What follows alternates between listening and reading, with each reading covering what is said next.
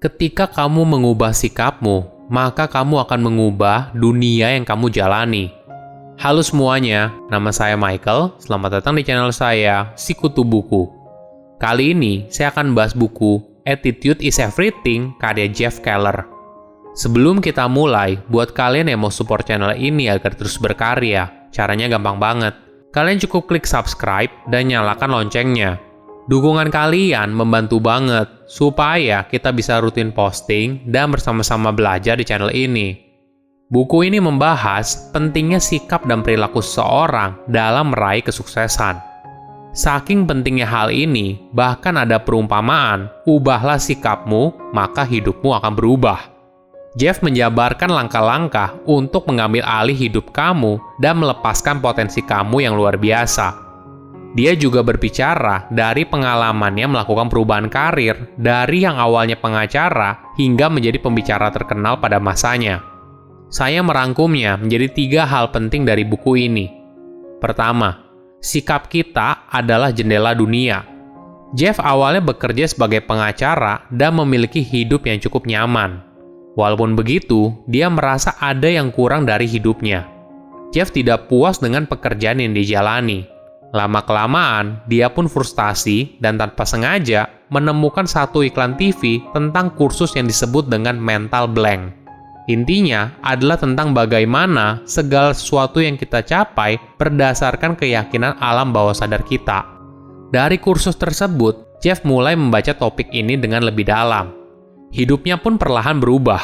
Semua ini dimulai saat dia mengubah sikap negatifnya menjadi sikap positif.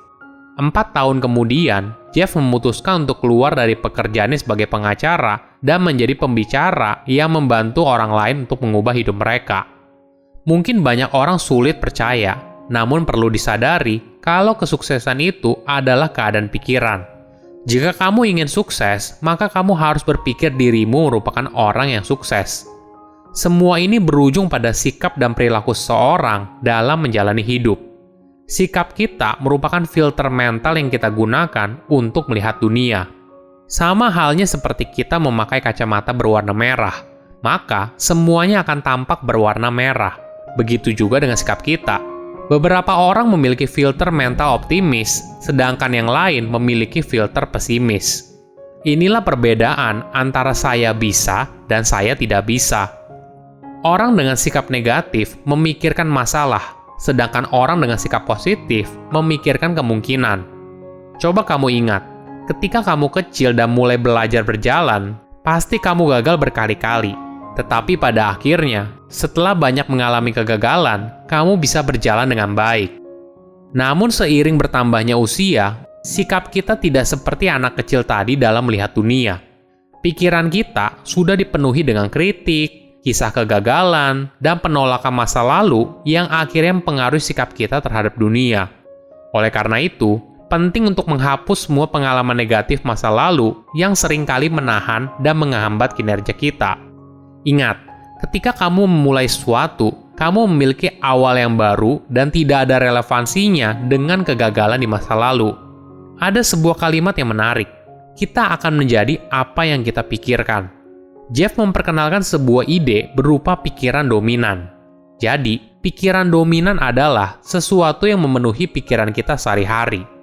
Jika kita terus-menerus memikirkan suatu tujuan, maka kita akan mengambil langkah untuk bergerak menuju tujuan tersebut. Dengan sikap negatif, kita tidak akan pernah mengambil langkah pertama itu. Jika kita terus berpikir negatif, maka kita akan menghasilkan tindakan negatif. Sebaliknya, kita harus melatih pikiran positif. Selalu berpikir positif hingga menjadi sebuah kebiasaan. Pada akhirnya, keyakinan ini akan membawa kita di posisi sekarang dan cara kita berpikir tentang berbagai hal dari titik ini ke depan akan membawa kita ke masa depan. Kedua, waspada dengan ucapan. Kata-kata memiliki kekuatan yang luar biasa. Jeff percaya bahwa kata-kata dapat membangun masa depan, menghancurkan peluang, atau membantu mempertahankan status quo dalam hidup. Pilihan kata akan menentukan kepribadian kamu. Ingat, pikiran akan menjadi ucapan. Ucapan akan menjadi keyakinan. Keyakinan akan menjadi tindakan. Dan tindakan akan menjadi hasil. Tadi di awal kita sudah sempat bahas soal pentingnya menjaga pikiran. Maka kali ini kita harus memperhatikan ucapan dengan hati-hati. Ada contoh yang menarik di buku ini. Tom adalah seorang tenaga penjual di sebuah perusahaan. Dia memiliki pemikiran kalau dirinya tidak terlalu pandai dalam hal penjualan. Pikiran ini bukan hanya sekali muncul, tapi diulang dalam kesehariannya ratusan bahkan ribuan kali. Dari pikiran tersebut, Tom mulai menggunakan ucapan untuk mendukung pemikirannya. Dia berkata kepada teman dan koleganya kalau dia tidak akan pernah berhasil dalam penjualan, atau kalau dirinya benci saat harus melakukan panggilan penjualan. Kalimat ini seringkali diucapkan, bahkan saat dirinya berbicara sendirian. Hingga akhirnya, ucapan ini memperkuat keyakinannya bahwa dia tidak akan berhasil dalam penjualan, dan bahwa dia tidak akan menghasilkan uang yang banyak. Karena Tom tidak percaya dengan kemampuannya dalam menjual, dia pun melakukan sedikit tindakan atau melakukan kegiatan yang tidak produktif. Hal ini lalu berujung pada performa kerjanya yang sangat buruk. Inilah contoh dari kekuatan ucapan. Apa yang kamu ucapkan tentang dirimu akan mulai menjadi kenyataan apabila kamu tidak hati-hati. Kamu bisa berlatih untuk menjaga ucapanmu dan memulainya dengan menjawab pertanyaan, "Apa kabar?" Ini mungkin pertanyaan yang kelihatannya sederhana, namun respon yang kamu ucapkan memiliki dampak yang besar. Jeff membaginya menjadi 3 kategori, yaitu positif, mediocre, dan negatif. Kita harus selalu menghindari jawaban negatif, karena hal itu menguras energi kita dan orang-orang di sekitar kita. Kata-kata kita akan mempengaruhi fisiologi kita. Misalnya seperti ini. Jika jawaban kita atas pertanyaan apa kabar adalah dalam kondisi buruk, maka seringkali postur dan emosi kita akan mencerminkan respon tersebut. Kategori kedua adalah jawaban mediocre. Ini adalah jawaban seperti ya biasa aja. Orang yang merespon seperti ini akan kehilangan energi mereka, sehingga ini memberikan hasil yang biasa-biasa saja. Sedangkan kategori ketiga adalah respon positif. Ini adalah respon yang dianjurkan oleh Jeff ketika kita menjawab pertanyaan apa kabar dengan jawaban seperti hebat, super sekali, luar biasa, dan sebagainya. Walaupun bagi beberapa orang terdengar agak berlebihan, namun ucapan ini akan membantu dalam meningkatkan kepercayaan diri dan menciptakan pandangan yang positif. Ketiga, cek lingkaran terdekatmu. Ada sebuah ungkapan yang menarik. Kamu akan menjadi bagian dari lingkungan sekitarmu. Pada akhirnya, diri kamu akan menjadi rata-rata dari semua orang yang menghabiskan waktu dengan kamu. Orang yang menghabiskan sebagian besar waktu bersama kita akan menentukan cara pandang dan masa depan kita, karena mereka sangat mengaruhi pikiran kita dan selanjutnya adalah tindakan kita. Jeff membagi ada 2 jenis kategori orang, yaitu orang yang beracun dan orang yang bergizi.